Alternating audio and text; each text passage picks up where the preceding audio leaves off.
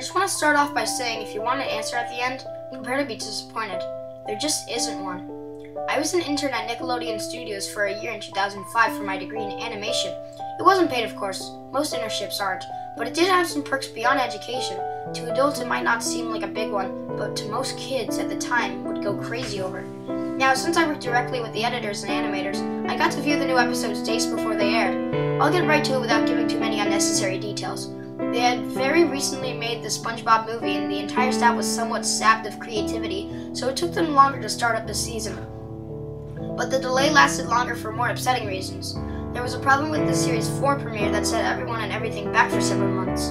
Me and two other interns were in the editing room along with the lead animators and sound editors for the final cut. We received the copy that was supposed to be Fear of a Krabby Patty and gathered around the screen to watch. Now, given that it wasn't the final yet, animators often put up a mock title card, sort of as an inside joke for us, with phony, oftentimes lewd titles such as How Sex Doesn't Work instead of Rockabye Valve when SpongeBob and Patrick adopt a sea scallop. Nothing particularly funny, but work-related chuckles. So when we saw the title card, Squidward Suicide, we didn't think it more than a morbid joke. One of the interns did have a small throat laughed at it. The happy-go-lucky music starts playing as normal. The story begins with Squidward practicing his clarinet, hitting a few sour notes like normal. We hear SpongeBob laughing outside, and Squidward stops, yelling at him to keep it down as he has a concert that night and needs to practice. SpongeBob says okay and goes to see Sandy with Patrick. The bubble swatch screen comes up and we see the ending of Squidward's concert. This is when things begin to playing, a few frames repeat themselves, but the sound doesn't. At this point, the sound is synced up with the animation, so yes, that's not common. But when it stops playing, the sound finishes as if the skip never happened. There's a slight murmuring in the crowd before they begin to boo him. Not normal cartoon booing that is common in the show, but you could very clearly hear malice in it. Squidward's in full frame and looks visibly afraid. The shot goes to the crowd with SpongeBob in the center frame, and he too is booing, very much unlike him. That isn't the oddest thing, though. What is odd is that everyone had hyper-realistic eyes, very detailed, clearly not shots of real people eyes, but something a bit more real than CGI. The pupils were red, some of us looked at each other, obviously confused, but since we weren't the writers, we didn't question its appeal to children yet. The shot goes to Squidward sitting on the edge of his bed, looking very forlorn. The view out of his porthole window is in the night sky, so it isn't very long after the concert. The unsettling part is at this point there is no sound. Literally, no sound, not even the feedback from the speakers in the room. It's as if the speakers were turned off, so their status showed them working perfectly. He just sat there blinking, in the silence for about 30 seconds. Then he starts to sob softly. He puts his hands, tentacles, over his eyes and cries quietly for a full minute more. All the while, a sound in the background very slowly growing from nothing to barely audible. It sounded like a slight breeze through a forest. The screen slowly began to zoom on in his face. By slow, I mean it's only noticeable if you look at the shots 10 seconds apart, side by side. His sobbing is louder, more full of hurt and anger. The screen then twitches a bit, as if it twists on itself, for a split second, then back to normal. The wind through the trees sound gets slowly louder and more severe, as if a storm is brewing somewhere. The eerie part is that the sound, and Squidward's sobbing, sounded real, as if the sound wasn't coming from the speakers, but as if the speakers were holes and the sound was coming through the other side. As good as the sound that the studio likes to have, they don't purchase that equipment to be that good to produce sound of that quality. Below the sound of the wind and sobbing, very faint, something sounded like laughing. It came at odd intervals and never lasted more than a second, so you had a hard time pinning it. We watched this show twice, so pardon me if things sound too specific, but I've had to think about them. After 30 seconds of this, the screen blurred and twitched violently, and something flashed over the screen, as if a single frame was replaced. The lead animation animator paused and rewound frame by frame. What we saw was horrible. It was a still photo of a dead child. He couldn't have been more than 6. The face was mangled and bloodied. One eye dangling over his upturned face popped. He was naked down to his underwear, his stomach crudely cut open and his entrails laying beside him. He was laying on some pavement that was probably a road. The most upsetting part was that there was a shadow of a photographer. There were no crime tape, no evidence tags or markers, and the angle was completely off for a shot designed to be evidence. It would seem the photographer was the person responsible for the child's death. We were of course mortified, but pressed on hoping that it was just a sick joke.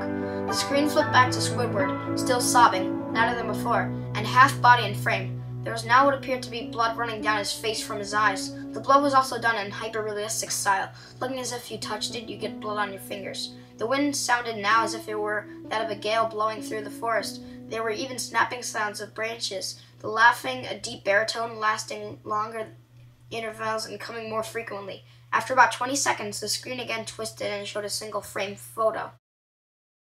The editor was reluctant to go back. We all were, but he knew he had to. This time the photo was that of what appeared to be a little girl, no older than the first child. She was laying on her stomach, her barrettes in a pool of blood next to her. Her left eye was too popped out and popped. Naked except for underpants, her entrails were piled on top of her above another crude cut along her back. Again the body was on a straight and the photographer's shadow was visible, very similar in size and shape to the first. I had to choke back vomit and one intern, the only female in the room, ran out. The show resumed. After 5 seconds after the second photo played, Squidward went silent, as did all sound, like it was when the scene started. He put his tentacles down on his eyes and now were done in hyperrealism like the others were in the beginning of the episode. They were bleeding, bloodshot, and pulsating. He just stared at the screen, as if watching the viewer. After about 10 seconds, he started sobbing, this time not covering his eyes. The sound was piercing and loud, and most fear-inducing of all is his sobbing was mixed with screams. Tears and blood were dripping down his face at a heavy rate. The wind sound came back, and so did the deep voice laughing, and this time the still photo lasted a good 5 frames. The animator was able to stop it on the 4th and backed up. This time the photo was of a boy, about the same age, but this time the scene was different.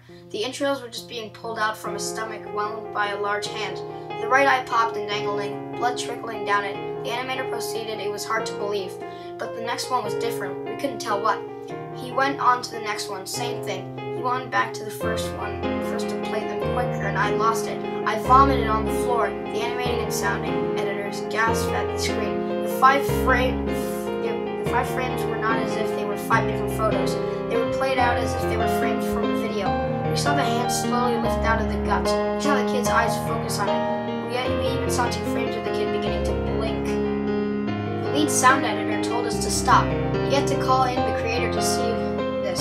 Mr. Hillenberg arrived within about 15 minutes. He was confused as to why he was called down there, so the editor just continued the episode. Once the few frames were shown, all screaming, all sound again stopped. Squidward was just staring at the viewer, full frame of the face, for about 3 seconds. The shot quickly panned out to the deep voice said, "Do it," and we see in Squidward's hands a shotgun. He immediately puts the gun in his mouth and pulls the trigger. Realistic blood and brain matter splatters the wall behind him and his bed, and he flies back with the force. The last 5 seconds of the episode shows his body on the bed, on his side, one eye dangling on what's left of his head above the floor, staring blankly at it. Then the episode ends. Mr. Hillenberg is obviously angry at this. He demanded to know what the heck was going on. Most people left the room at this point, so it was just a handful of us to watch it again. Viewing the episode twice only served the imprint the entirety of it in my mind and caused me horrible nightmares. I'm sorry I stayed. The only theory we could think of was that the file was edited by someone in the chain from drawing studio to here. The CTO was called in to analyze when it happened. The analysis of the file did show that it was edited over by new material. However, this timestamp of it was a mere 24 seconds before we began viewing it. All equipment involved was examined for foreign software and hardware, as well as all glitches, as if the timestamp may have glitched and showed the wrong time, but everything checked out fine. We don't know what happened this day, and nobody does.